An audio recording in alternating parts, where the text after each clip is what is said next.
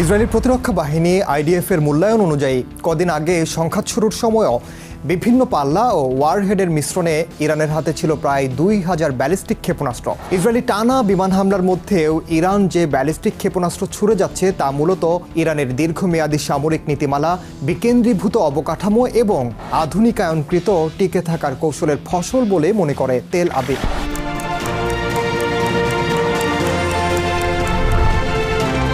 কোন কৌশলে টিকে আছে ইরান? নেতৃত্ব কাঠামো কেমন দেশটির? আর শেষ প্রতিরক্ষা কি তবে পারমাণবিক বোমা? তাই জানাবো এবারের দৃশ্যপটে। সঙ্গে আছি আমি ওমরিনা।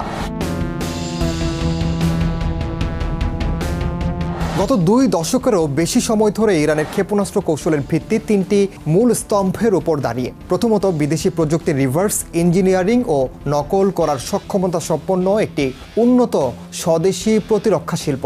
দ্বিতীয়ত, স্বাধীন উৎপাদন সক্ষমতা গড়ে তোলা।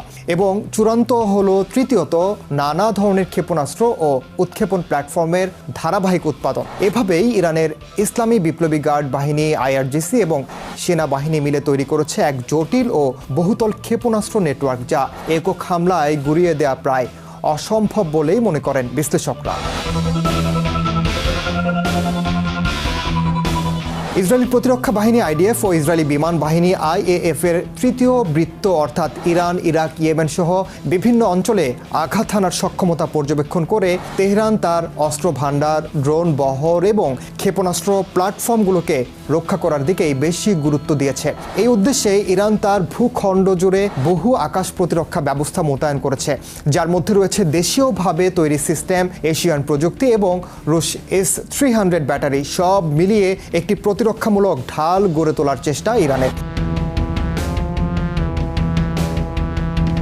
ইরানের নীতিমালায় ব্যালিস্টিক ক্ষেপণাস্ত্র উৎক্ষেপণের 3 ধরনের প্ল্যাটফর্ম রয়েছে। প্রথমত স্থির বা ফিক্সড, এরপর মোবাইল বা চলমান এবং তৃতীয়ত ভূগর্ভস্থ উৎক্ষেপণ ব্যবস্থা। স্থির লঞ্চারগুলো ভূপৃষ্ঠের উপরে নির্দিষ্ট জায়গায় থাকে এবং সহজেই উপগ্রহ বা স্যাটেলাইট শনাক্ত করতে পারে। চলমান লঞ্চারগুলো ট্রাকে বহনযোগ্য এবং নিয়মিত স্থানান্তরিত করা হয় যাতে শনাক্ত করা কঠিন হয়। কিছু লঞ্চার শহর অঞ্চল বা দুর্গম অঞ্চলে লুকিয়ে রাখা হয়, আবার জরুরি অবস্থায় ছড়িয়ে দেওয়া হয়। আর ভূগর্ভস্থ উৎক্ষেপণ ব্যবস্থা উত্তর কোরিয়া এবং আল কায়দার কাছ থেকে অনুপ্রাণিত হয়ে তৈরি করা হয়েছে বলে দাবি ইসরায়েলের। ইরান এমন বিশাল ভূগর্ভস্থ ঘাঁটি তৈরি করেছে যেখানে ক্ষেপণাস্ত্র পরিবহন, জ্বালানি ভরা, লোড করা ও উৎক্ষেপণের সব কাজ মাটির নিচেই সম্পন্ন করা হয়। সর্বশেষ পর্যায়ে কেবল লঞ্চিং অংশটি বাইরে আসে। ইরান কিছু ভূগর্ভস্থ ঘাঁটি জনসমক্ষে তুলে ধরেছে যাতে ইসরায়েল বা উপসাগরীয় দেশগুলোর আক্রমণ প্রতিহত করা যায়। ইরানের অন্যতম দুর্বল দিক হচ্ছে এর কেন্দ্রীভূত কমান্ড ও নিয়ন্ত্রণ ব্যবস্থা, এমনটাই মনে করে ইসরায়েল। ইসরায়েলি গোয়েন্দা সংস্থাগুলোর মতে ইরানের মাঠ পর্যায়ের কমান্ডারদের কাছে জরুরি অবস্থায় নিজ থেকে হামলা চালানোর ক্ষমতা নেই। গত কয়েক সপ্তাহে ইরানের শীর্ষ সামরিক কর্মকর্তাদের লক্ষ্য করে চালানো হত্যাকাণ্ডের ফলে চলমান উত্তেজনার প্রথম 24 ঘন্টায় কমান্ড সংকটে বড়সড় বিলম্ব হয় ক্ষেপণাস্ত্র হামলায়। যখন ইসরায়েল গোপন অভিযানের বদলে প্রকাশ্যে বিমান হামলা শুরু করে, তখন লক্ষ্যবস্তুতে পরিণত হয় ক্ষেপণাস্ত্র উৎক্ষেপণ ঘাঁটি, অস্ত্র গুদাম এবং শেষ পর্যন্ত ইরানের প্রতিরক্ষা উৎপাদন খাত। ইসরায়েলি প্রতিরক্ষা কর্মকর্তারা ওয়ালা নিউজকে বলেন তারা আশানুরূপের চেয়ে ভালো ফল পাচ্ছেন। ইসরায়েলি বিমানগুলো ইরানের আকাশসীমায় কার্যত মুক্তভাবেই উড়ছে। বড়সড় গোয়েন্দা সাফল্যের সহায়তায় এমনটাই দাবি করা হয়। গত বছরের মতো বিশাল পরিমাণ ক্ষেপণাস্ত্র নিক্ষেপে ইরান এখন আর সক্ষম নয় বলে দাবি ইসরায়েলের প্রতিরক্ষা কর্মকর্তাদের। ইরানের কমান্ডারদের মৃত্যু, অস্ত্রাগারের ধ্বংস, উৎক্ষেপণ স্থাপনার ক্ষয়ক্ষতি এবং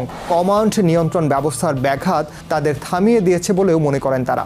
এরপরও ইসরায়েলি গোয়েন্দা সংস্থা ইরানের বিশাল ভূখণ্ড জুড়ে অবশিষ্ট স্থির ও মোবাইল লঞ্চার শনাক্তে অভিযান চালিয়ে যাচ্ছে বলে জানা গেছে।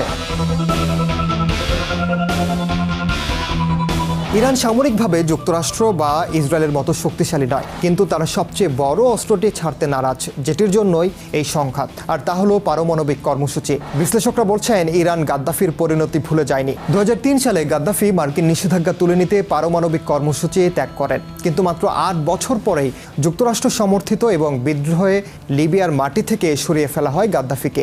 একটি চুক্তিও রক্ষা করতে পারেনি তার জীবন। ইরান সেই লিবিয়া মডেল মনে রেখেছে এবং তারা সেই পথেই হাঁটতে চায় না। বিশ্লেষক নেগার মোর্তাজাভি বলেন, ইরান হয়তো এখন পরমাণু চুক্তি থেকে পুরোপুরি বেরিয়ে যাবে, সরাসরি বোমা তৈরির পথে হাঁটবে। তবে প্রশ্ন এখন একটাই, তারা কত দ্রুত পারমাণবিক অস্ত্র বানাতে পারে, আর এর উত্তরেই নির্ধারণ করবে এই যুদ্ধ কি শুধু মধ্যপ্রাচ্যে থামবে নাকি টানবে গোটা দুনিয়াকে এক ভয়াবহ পরমাণু ছায়। এমনটাই মনে করেন বিশ্লেষকরা।